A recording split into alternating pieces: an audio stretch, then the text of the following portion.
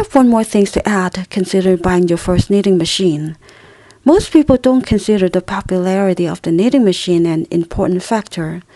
But to very beginners with very little machine knitting experience, how common the machines in the area may make a big difference. The more of the same type of machines means a bigger demand for such machines in the local market. Demand draws in supply. Therefore, you will have a better chance to find parts and accessories for your machine without having to buy them from a different state or even a different country. If your machine needs repair, you will have a better chance to find someone in your area to fix it. Shipping the machine long distance for repair is not very practical. You may also find a local knitting group where you can find technical support. Of course, for people who already know how to use the machine or maintain the machine, this is not a very important factor.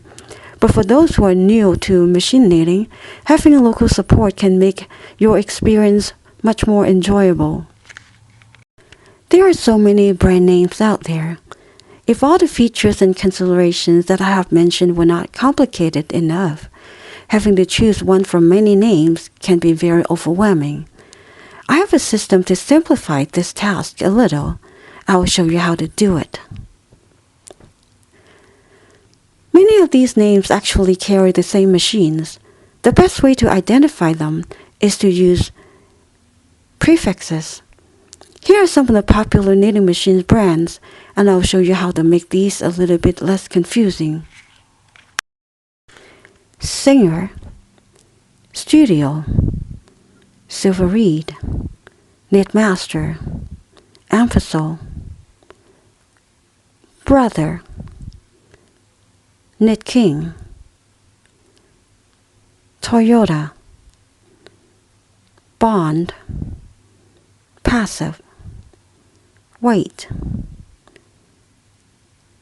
Superba, Fildar.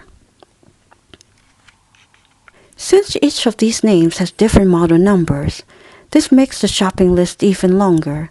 To simplify this, I'll show you how to use prefixes to make your choice a little bit easier. First, I will divide these names into two main groups. The first group I called Japanese machines. The other group I called non-Japanese machines. In the Japanese group, I feel that these brands carry the same machines. Very likely, the same machines were batched with different names for marketing purposes. If I understand correctly, the Singer machines were batched for the US market. USC Studio in Canada and Knitmaster in the UK, or the Anfasol in Australia. But they are all the same knitting machines within their own model numbers. Meaning, if you see a Singer SK360 and a Studio SK360, those are two actually identical. The same thing goes for the SK700, regardless if it's a Knitmaster or a Singer. The Singer line will have prefixes such as SK, LK, and HK for the model numbers. Similar to the Singer line, the smaller group here, I call it the Brother line because these three also share the same knitting machines and models. In this case, a Brother KH260 is the same as the Knit King KH260. The key is to look at the prefix of the specific model. The Brother line will have KH and KX prefixes for the model numbers. You see Toyota here that doesn't fall into the Singer or the Brother lines. Toyota didn't make a lot of knitting machines, and the model numbers don't come with the letter prefix, just model numbers. Nonetheless, Toyota machines are also very good machines in this Japanese group. Now in the non-Japanese group, here's a small group I call the White line, because these French knitting machines, the White, the Superba, and Fildar, also share the same machines and model numbers. They are 5mm gauge machines, just like the Passive. The Passive has enough on its own models to form its own group. They are made in Switzerland, and all of them are 5 millimeters. The older Bond knitting machines were made in the UK, while the newer ones are made by Bond America. Most of the Bond machines are 8 millimeters except for the Elite, which is 7 millimeters. These are plastic bed machines, very popular among many machine knitters who are former hand knitters. Now you look at these machine names again, they don't look as overwhelming as before. Choosing from one of them is now a little bit less intimidating. Now here's the fun part. We're gonna play the game. Remember I've covered a few things that you need to consider before buying your first knitting machine? I'm gonna use every one of these considerations to guide me to pick a machine that will meet my needs. Please play along. Let's say I have a budget between $250 and $500. This will allow me to pick from a rather good range of vintage machines. Most branding machines are over $500, so buying new will not be an option for me. Now, the budget has been squared away. I can look into the kind of features I want and other considerations. Since I'll be knitting for myself, for my husband, and our 12-year-old boy, I don't need a fine gauge or a bulky machine. I would like to choose a gauge somewhere between the standard and mid-gauge. But then, I want a metal bed machine, so the mid-gauge machines are out, because they're mostly plastic beds. I can't go for 5 millimeters because those are built-in double beds that cannot be taken apart for storage, because we live in a small house, and I won't be able to spare a permanent spot for it.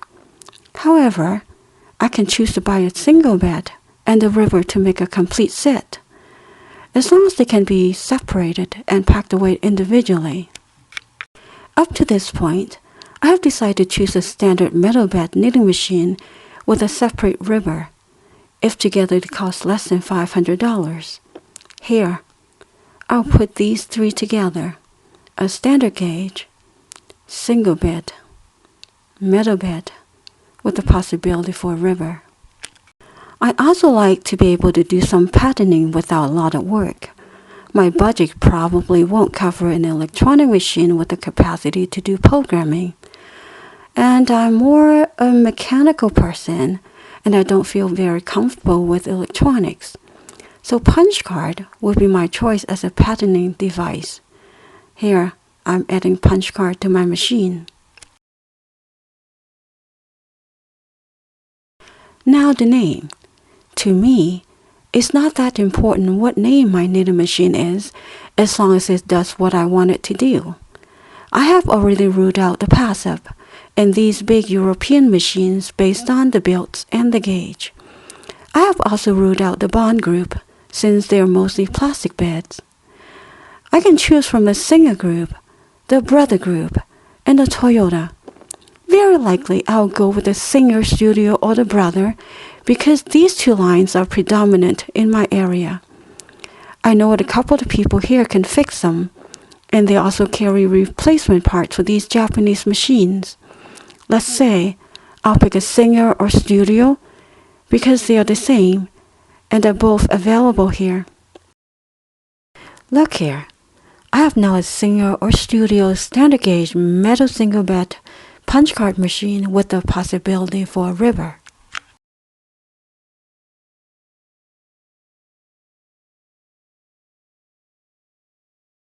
Of course, this is just a game that allows you to see how you can use these to visualize a machine that will work for you.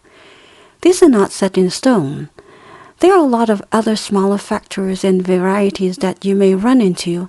Just use the same concepts to figure out what you want, and if whatever you're looking at will fit your needs. I hope you enjoyed this presentation. These are just general ideas.